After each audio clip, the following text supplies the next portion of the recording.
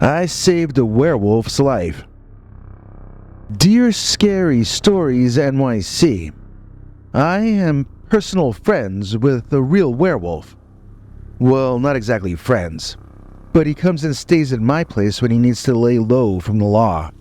He kind of bosses me around, so I don't think he sees me as a friend, but I think I'm more of a fallback plan for him than anything else. This guy, he leads a pretty wild life. He takes a lot of chances. I guess you automatically take a lot of chances when you become a werewolf, but this guy pushes the edge of it. He pushes it hard, too. I saw him a few times before I met him. He would be running past my window at night. A real werewolf. Unmistakable, even if it was too dark to photograph him.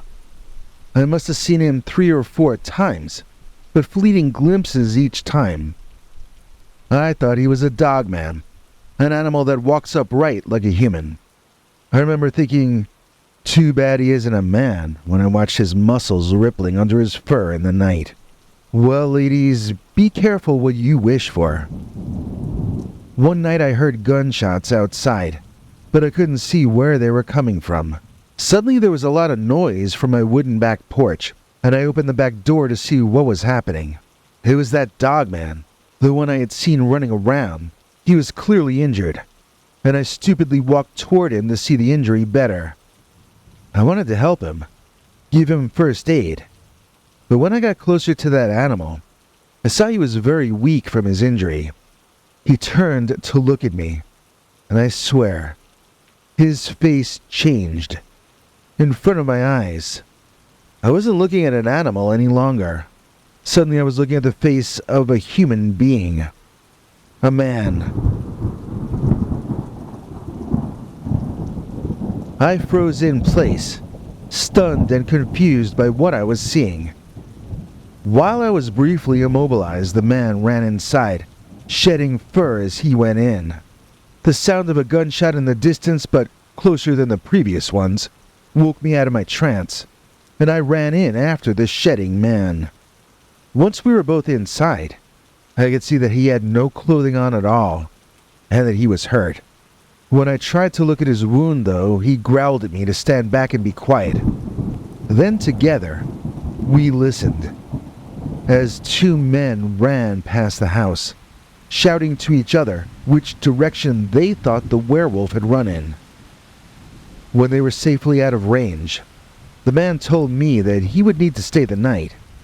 No argument from me. In the morning, however, he said he would need his clothing again. Too bad, but okay, fine. The man unstrapped this small device which he had wrapped to one of his thighs with some kind of rubbery, stretchy, sticky thing. He handed the device to me and showed me how to use it. It was some kind of a GPS thingy. I was shown which dot represented me and which dot represented the tree trunk that he had stashed his clothing in. He informed me that he expected to see his clothing back here in the morning, by the time I had breakfast ready for him, and then he went into my bedroom and closed the door behind him. So I found myself out in the dark night, trying to follow this stupid GPS thingy, but finding myself to be a slow learner. When I accidentally stumbled into those 2 men with their long rifles, I found myself nervous and stuttering in response to every question they asked me. These 2 men, they were the ones trying to kill that werewolf. These 2 men were sickening to me. They asked me if I had seen the werewolf, and I told them, there's no such thing as werewolves, gentlemen. Except I stuttered when I said it. They made fun of my stuttering for a while until finally I lost my temper. When I'm mad, I don't stutter. I asked them if I thought there were werewolves out in these woods, why would I be walking through it in the dark and alone? Well, that shut them up, and I was finally able to get away from them. By the time I got back to the house, I was exhausted. The door to my bedroom was locked, so I fell asleep in the rocking chair. In the morning, the man, now wearing the clothing I had retrieved for him, shook me awake and asked me where his breakfast was. I said you're welcome for getting your clothes for you, and he actually grumbled out an apology. He didn't seem to mind that all I had was a store-brand knockoff of Frosty Flakes, although he ate all of it himself. While he ate, we talked for a while, and he told me a little bit about his life. Now, he didn't call himself a werewolf. He called himself an adventurer. He told me he lived a life of adventure, and that no day was ever the same as the day before. I asked him if he had any women in his life, and he laughed and told me that he had many. So the werewolf guy told me his name. Let's call him Andre for short. Andre is a crook. He's a bad guy. He's a thief. He's a con artist. He's a house robber. He told me he has killed multiple people, and only some of them were in self-defense. I asked him why. He told me he didn't like them. Andre revealed enough to me over breakfast that day for me to be certain that this guy was no good. He was downright evil, in fact. After he left that morning, I cried. I missed him the second he was out of my sight. It was a couple or 3 months later, and I had begun to wonder if I had hallucinated the entire experience. I decided that if Andre ever came back, I would need something from him to prove to myself that it had really happened. Not necessarily anything that would give him away, but something private. Something I could hold in my hand and know that it was from him. Something so that I could know that I hadn't dreamed it. While I was thinking about Andre, feeling so close to him, feeling almost as if I could call him to me, someone rapped hard on my front door. Unfortunately, it was my ex-husband and his stupid best friend. They came by to demand money from me so they could go out drinking. I didn't have enough on me, so the two of them started to get violent. I screamed and ran up the stairs, but they dragged me back down, demanding I give them money that I didn't even have. I figured this was the end. This was the way I was going to leave this reality.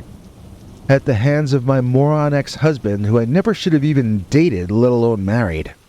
And as I was bracing myself to get pummeled, I noticed something weird. I never got hit. Opening my eyes, I saw a real sight for sore eyes. It was Andre. Even in human form, he had no trouble kicking my ex-husband's ass and sending him and his stupid buddy packing. I threw my arms around Andre, kissing him and thanking him, but he pushed me away and told me to get him some food. I started to explain my ex-husband to him over some food, but he told me to shut up because he didn't care. Then he told me he was going to start stashing his clothing in my place for a while. My heart leaped in my chest. If he stored his clothes here, that meant he'd be coming back here in the mornings. And he'd be wanting some Frosty Flakes too. I realized I'd better go shopping. After he ate his fill, Andre locked himself in my bedroom again and took a nap. I went to the store to buy food for him. He's a large man, but he also has a very sped-up metabolism. So he needs to eat an awful lot of food every day. He told me how much he eats per night as the werewolf, and it almost made me physically ill. He basically kills and eats all night long, and then when he becomes human again, he's instantly hungry all over again. No wonder that poor man has such a short temper. Who can blame him? I know that he eats stuff that he has no permission to eat. It's not like he buys his meat at the supermarket. You don't want to know what he eats. Well, YouTube doesn't want to know at least. You'd get in trouble if I told you the truth. Some of the things he's done are sort of unforgivable sins.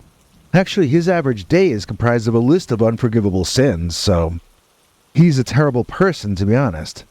But he's my terrible person, and I can't help but love him. Well, for a while, Andre and I got into a rhythm. He'd leave his clothing with me, come back for it in the mornings, and then eat all my cereal. I started to feel almost like his wife, and I took pride in washing and ironing his clothes for him while he slept or while he was out killing things in savage and unspeakable ways. Then, one morning, Andre didn't come get his clothing from me. I panicked. I wondered what had happened. Honestly, I was scared he had died in the night. Or worse yet, what if he were injured out there somewhere in that forest? I wondered if I should go looking for him, but I am hardly an expert on nature even though my home is in the country. But then, around noon, a mousy little woman came walking up my street, staring at a little GPS thingy. Andre's little GPS thingy. He had sent this mousy little witch to retrieve his clothes from me. He sent his latest girlfriend to do his bidding. What gaw? That was my job to do his bidding. Well, I gave that little slut his clothing, and I gave her a slap on the face, too. The two of us got into a fight, and she left deep scratches on my cheek with her nails, that animal woman. I don't think those scars will ever go away, either. I should have knocked her unconscious, but then Andre would never get his clothes back, and that would just get him mad. Well, I cried myself to sleep that night and every night after for some time. I guess Andre prefers little sneaky mouse women to me, so the heck with Andre. I finally chose to go out to a bar and try to meet someone new. When I brought the guy back home, we started to get comfortable. Just then, when everything was getting all copacetic, who decides to put in an appearance? You guessed it, Andre. Well, this guy from the bar was a big man, but Andre turned into the werewolf in front of both of us, and that guy literally peed himself at the sight of Andre's new hairy self. I kicked the idiot out myself before Andre tore him the ribbons. What a jerk, thinking he could stand up to Andre. So we've gotten back into our rhythm, me and Andre. I buy food for him, I let him use my bedroom when he needs to, and we do little favors for each other. Like, I got him a flea collar, and he broke my ex-husband's arm for me. You know, he denies it, but I think Andre is beginning to feel a little bit protective of me.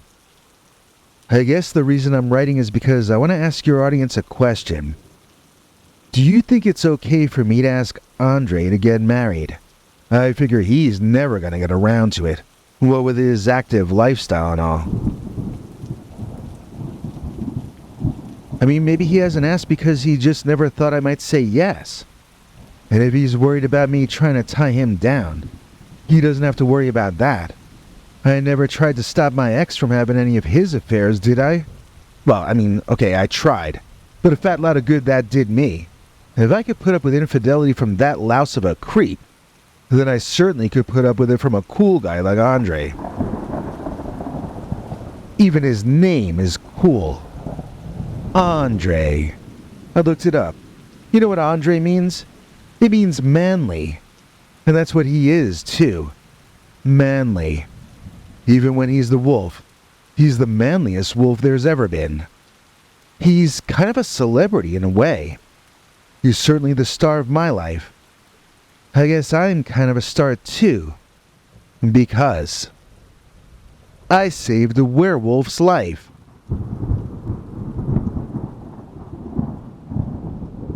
If you want a coloring book full of monstrous delight, then give this a look. It'll give you a fright, right? Scary stories, coloring book, werewolf coloring book. And just to make your mind explode, it's a digital download. All it costs is $2.09, and then you will be feeling fine. Coloring monsters today, hey, it's a coloring book, hooray, okay. Link is in the description.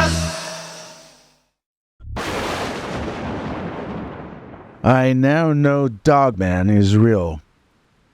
Dear Scary Stories NYC, I made fun of my girlfriend for believing in the Dogman, and now she's left me. I know now that the Dogman is real, but she won't hear me out any longer, and I have nobody to blame except for myself. My now ex-girlfriend Dory and I used to take a shortcut through the woods to visit each other. I've lived in this home my entire life, and I never heard anyone ever having any troubles in that little patch of woods. I never heard about any muggings, and I never heard about any animal attacks either.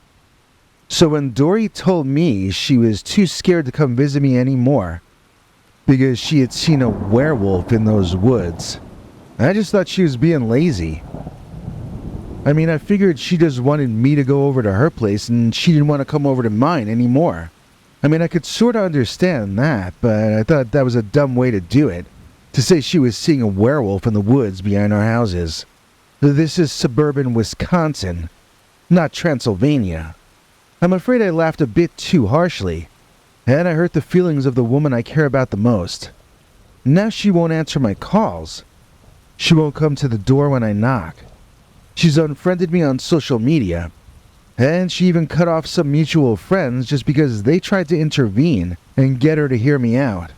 You see, one night when I went over to Dory's house to apologize, I didn't just see the werewolf she was talking about. I got chased by him. He's even bigger than she was saying he was, so maybe there is even more than one of them. I had to look up to see this guy's glowing animal eyes, so he must have stood 7 feet or taller. I myself am 5'11", and he was over a foot taller than I am. Of course, he walked upright on his hind legs, even though he looked more like an animal than like a man. This was not an ordinary dog, though. He had clawed hands. He did not have dog paws. He looked like something out of an old horror film. He didn't seem like an ordinary creature in any way, shape, or form. This man-like thing had a head unlike that of any human. It was also unlike that of any dog or wolf. I wouldn't even know how to describe it except to say that this was a werewolf I was looking at. Or else it was an animal that looked exactly like a werewolf. In either case, I was looking at the creature I had laughed at Dory for describing to me. And it was not a guy in a costume either. I could see that this was a living being, even if it wasn't like any kind of living being I'd ever seen before. It lunged out of the bushes as though it were waiting there to ambush me. I got the vibe it didn't want me walking any closer to Dory's home. I might have been imagining it, but I felt like this had something to do with her. The creature chased me back to my home, and I have never again ventured back into those woods that I used to feel so comfortable in. I know it circled my house a few times before leaving me alone that night, but I was only able to hear it out there, not see it or get any photos. Believe me, I did try though. Dory is taken up with a new guy, and I had some friends let me know who this guy is. I expected him to have a unibrow, you know. I feel certain it was that werewolf who stole her from me. This guy must be that Dogman. He doesn't look very scary in human form though. In fact, I'm certain I could take him in a fight, as long as he stayed human. But he's got to be the werewolf, and if I could prove that, if I could get a picture of him transforming, then I could show it to Dory and I could prove it to her too. If she ever lets me talk to her again at least. I need to get Dory to listen to me. I know I was wrong to laugh at her for believing in the Dogman. I know, and I've learned my lesson. You see, I now know Dogman is real. Our EP is Vernon James. He's as great as the Olympic Games. Please join us in thanking Vernon James for making this episode possible. Vernon is a channel member here on YouTube, which means he gets to watch our weekly secret uncensored stories. This week we're late again. It's going to come out on Tuesday instead of Sunday, but it'll come out, I promise. And Vernon James will get to see it. If you would like to be like Vernon James, then just listen to what this next little guy has to say. Hank? Thanks, Biggie. And thanks to all of you for watching this far. If you liked it, please click like. If you'd like to see more of our work, please subscribe. And also click that bell icon if you'd like to be notified when we put out a new episode. To become an executive producer, you can donate to us through the thanks button under each of our videos or through our paypal.me/PeterBernard209 page. To receive cool perks like secret uncensored Dogman episodes far too wild to ever run on this channel, you can become a YouTube channel member by clicking the join button, or join our PayPal subscribers club at peterbernard.com. Joining either at the $3 a month level or above gets you access to our over 25 hours of secret uncensored Dogman stories available nowhere else. Do you have a scary story about Dogman or some other kind of high strangeness that happened to you? Let us know by emailing us at scarystoriesnyc@gmail.com or by leaving us a voicemail message at 804-LA-SCARY. You may need to call back on that one. It cuts off after, I think, 3 minutes. And if you don't want to do any of that stuff, thank you for simply watching to the end. Good night, and have a scary tomorrow.